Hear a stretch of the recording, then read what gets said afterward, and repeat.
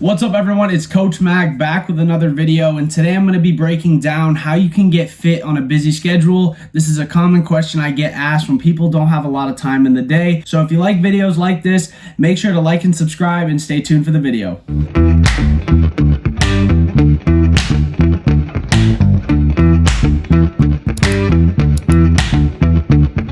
So the biggest thing I hear all the time is that people don't have enough time in the day to go to the gym. They are on tight schedules, they have kids, jobs. It's always busy, busy, busy, never ends. A lot of the time when you're that busy, I recommend going twice a week. Now, a lot of people say, oh, I don't have enough time for going to the gym twice a week. You do, and let me explain why. When you go to the gym, you go twice a week. Let's say you only want to get in there and get out within a 30-minute window. Let me break down the 30-minute window so you know how to get in and get out quickly and maximizing your results.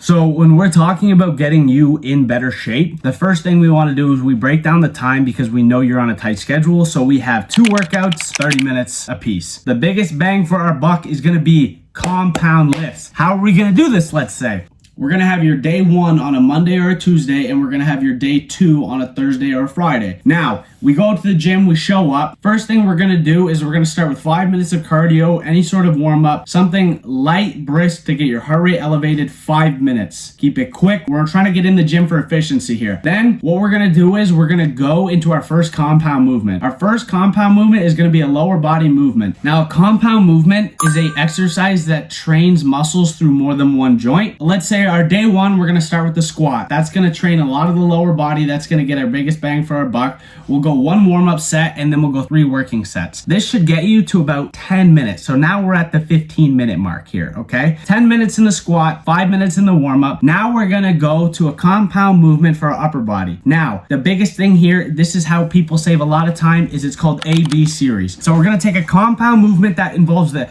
front of your body, the anterior chain, and then we're going to take another movement and superset it with the posterior chain of your upper body, i.e. your back muscles. So we're going to do a push, and then we're going to do a pull movement, and we're going to pair it together. So let's say day 1, so we're going to go into a bench press for the upper body. We're going to pair it with the row, preferably bilaterally. It's a lot more simple of a movement, and right now we're just trying to get efficiency. We're not trying to work on expanding the horizons of what you can do with your exercises. So then that's going to pair us to about, let's say, 12 minutes here. So we got 12 minutes down with these 2 movements. Again, 1 warm-up set with reworking. That's 12 minutes there, and then we're going to pair it with the squats and the warm-up all together, 15 plus 12, 27 minutes. Save that last 3 minutes for a core exercise of your choice. Now, your core works flexion and as well as rotation. So the first day, I would work a flexion movement with your core, and then the second day, I'd work a rotation movement with your core. Now we can break it down into day 2. We can go into the warm-up, which is 5 minutes. We can change it from a movement of a squat. We can move it to, I personally like trap bar deadlifts, a rear foot elevated split squats, also great. Additionally, adding something like an RDL would be really useful because you're actually able to hinge at the hips and work a different movement pattern